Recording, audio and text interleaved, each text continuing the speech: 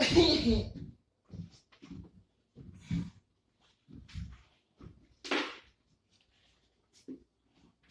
guys, and welcome to the Scarlet Nexus review.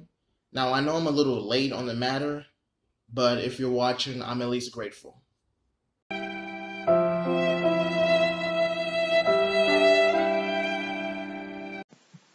Scarlet Nexus is a Cyberpunk JRPG from Bandai Namco, the same people who brought us Dragon Ball FighterZ and Code Vein, which is an understatement to the long list of anime tie-in video games.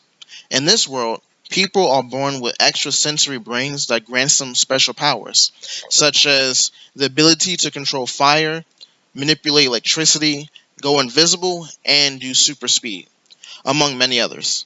Many of them join the Other Suppression Force, or OSF for short. The OSF is their form of military that protects society from dangerous creatures known as others who crave human brains. So, you play as the two main protagonists, Kasane Rando and Yuito Sumeragi, rookies of the OSF with psychokinetic powers, allowing them to manipulate the objects around them during combat.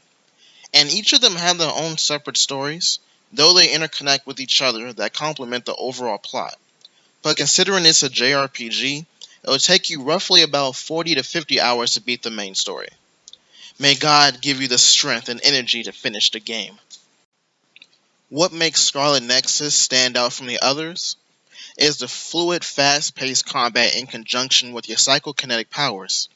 And though it may seem simple on paper, there's something oddly satisfying about throwing cards at your enemies, including other objects. In addition to that, there is also a unique mechanic in the form of SAS, or Struggle Armed Systems.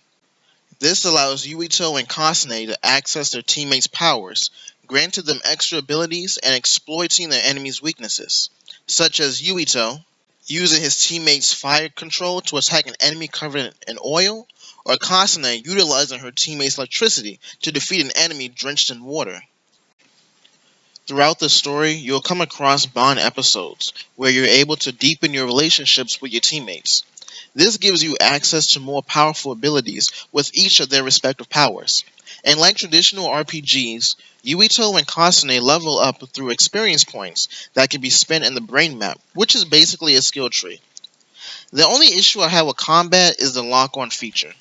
It's probably me because I don't know how to play video games, but I seem to have trouble focusing my characters on locked-on enemies, while my attacks zip right past them instead of hitting them. But otherwise, the combat is fast, frantic, and rewarding, especially when leveling up. And the game itself isn't too difficult. In fact, it does an excellent way of easing you into the game mechanics.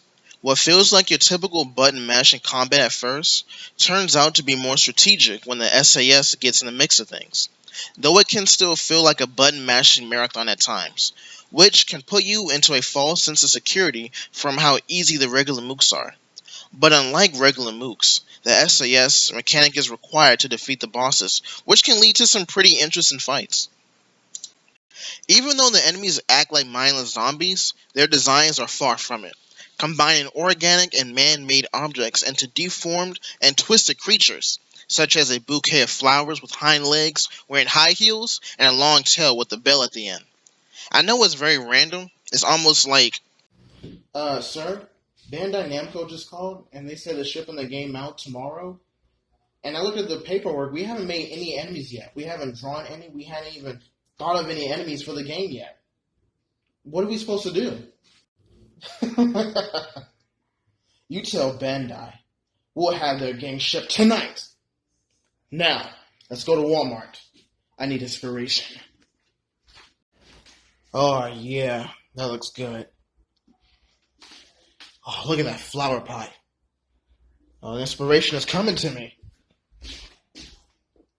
Shoes! Huh. Shoes. Flower pot.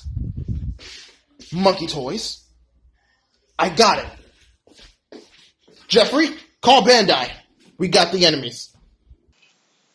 But it works well with the supernatural premise of Scarlet Nexus. Now, as an anime fanboy, I love the cyberpunk aesthetics that blend so well with the futuristic premise of everyone being connected through brain power. The beautiful art style of Scarlet Nexus is quite similar to that of Code Vein, so it's a bit of a shame that half of the cutscenes are relegated to stiff character portraits through dialogue, and though I appreciate them being fully voiced, it takes away the intense emotional impact whenever tragedy struck or a plot twist was in the making.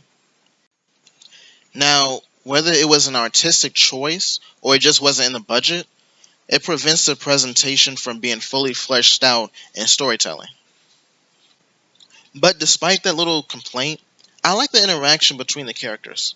They honest to God feel as though they care about you and your progress throughout your journey as an OSF member. From Kyoko being more of a kind motherly figure than my platoon commander, to Captain Seto being the big brother who helps me in times of struggle. Even the stubborn douchebag Shiden who constantly gave me for just breathing next to him. But midway into the story, he becomes a total bro, often helping me in the heat of battle and saving me more times than I care to admit. With Scarlet Nexus being very story driven, it's heartwarming to see how Kasane and Yuito grow in their own way. With Kasane going from cold and socially awkward soldier who relies on her own power to a leader who learns to trust and care deeply for her teammates, as well as Yuito evolving from a naive, inexperienced rookie to a quick-thinking and reliable leader in his own right. And yeah, they all fit the typical anime tropes we've seen before. From the socially awkward Kasane, the naive and overly trusting Yuito, to the hot-headed Shiden and overly protective Kyoko, it works well for him. It fits them so well to the point that I understood why they act the way they do. Why Kyoko is so overly protective and kind of nosy? Well, it's because she's lost so many friends and loved ones during her time in the OSF that she's willing to risk life and limb for her subordinates.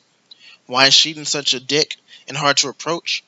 Is due to his overwhelming pressure to be the best and strongest he can be, without considering how far he's come now. These interactions made me care about them. Even those whom I thought were my friends, but ended up betraying me, I understood why they did it.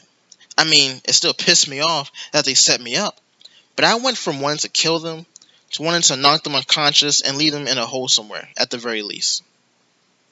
Now, Scarlet Nexus isn't a perfect game, but the way it sucks you in with its awesome storytelling and the premise of the world around you, it makes everything all the more interesting. It managed to get you... I'm getting tongue twisted! Anyway, Scarlet Nexus is a wonderful game that caters to both anime fans and video game fans. So yeah, please check it out if you can. I want to give this game an 8 out of 10 because really there's no perfect game out there, but it comes to a close 10. Anyway, I thank you guys so much for watching. Have a wonderful night. Stay safe during this time of trouble. And if you ever guys want to talk and comment down below, please do. We can have a little conversation. Anyway, I love you guys and I'll catch you later. Bye.